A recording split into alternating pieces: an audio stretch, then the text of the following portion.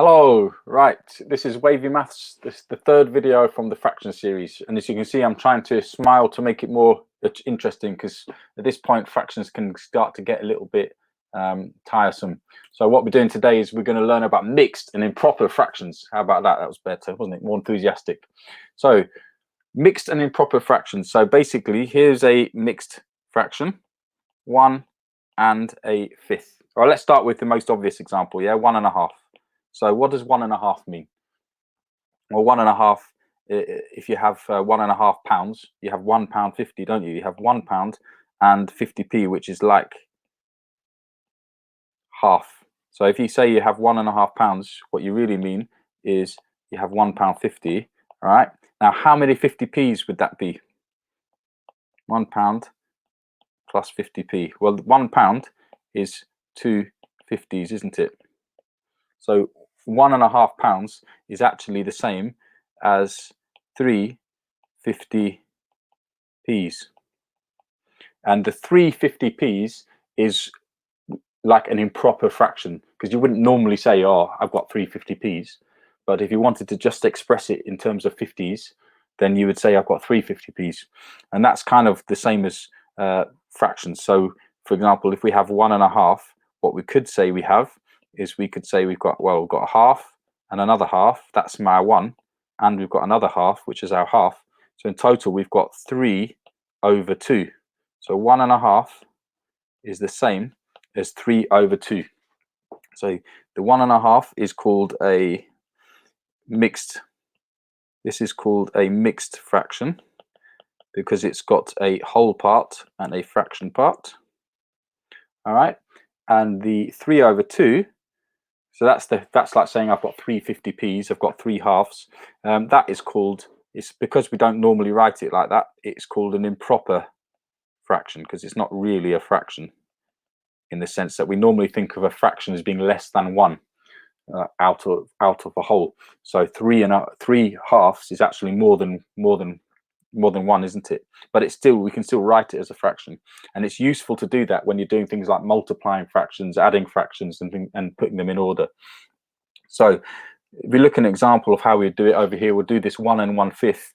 So how would we write it as a improper fraction without having to draw the diagrams? Well, I'll show you with the diagrams, but I'll also show you how we do it without the diagrams. So 1 1/5 basically means, because it's the fraction part is 1/5, we know that we're going to have to write it in fifths.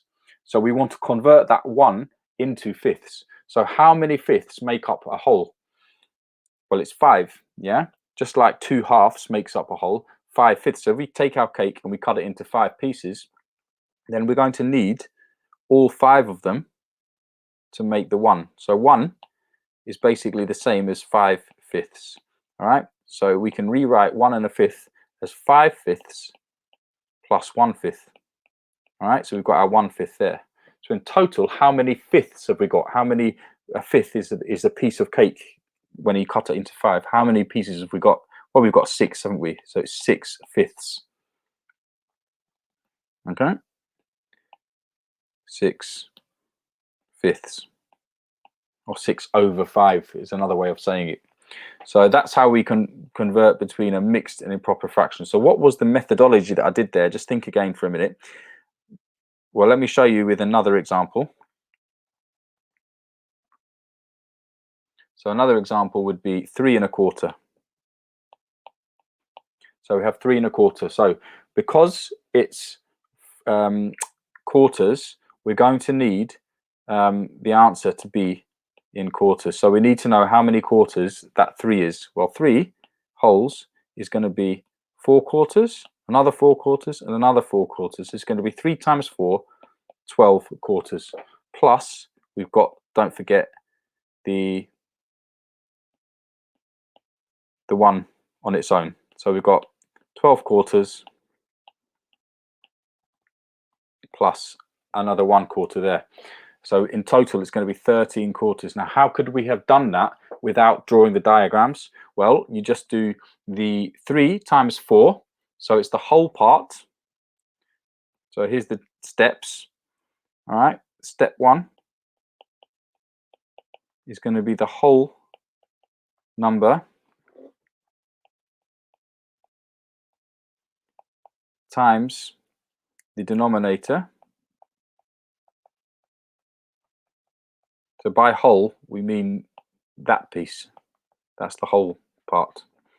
And then step 2, add the numerator.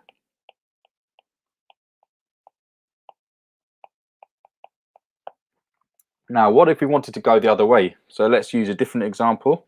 Let's go for 7/4. So how would we write that as a mixed number? Well, we do the opposite in a way. If you think about quarters, all right, we can draw a cake. We've got 7/4. Well, how many quarters have we got in a whole? We've got 1, 2, 3, 4. So there's 4 quarters. So 7/4 must be more than that. So we're going to need another cake. Let's split it into quarters. And then, so we've got 4 quarters so far in the first cake. So then in the second cake, that would be 5 quarters. That would be 6 quarters. And there's our 7 quarters there.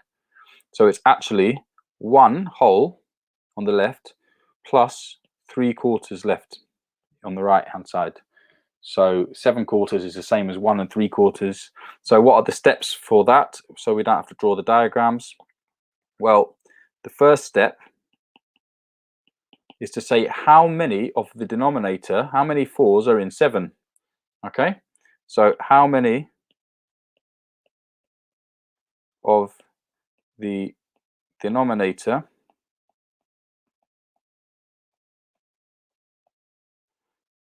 go into the numerator? So here, how many 4s are in 7? And then step 2, how did we work out that 3? Well, that 3 is just the remainder. So when we saw that the 4s goes into 7 once to give us 1 whole cake, then the 3 is just the remainder. So what's the remainder? And the remainder, you just still write it as a fraction out of 4. So I'll go one more example that way. So we can do any numbers we want. Let's make it a bit harder, keep people interested. Let's go for I don't know, 19/6. Can't write properly. 19/6. So step 1, how many 6s go into 19? So we can just do a little note to ourselves. 19 divided by 6. Well, we know 6 times 3 is 18. Yeah, so it must be 3 with, okay, so it's going to be 3 wholes.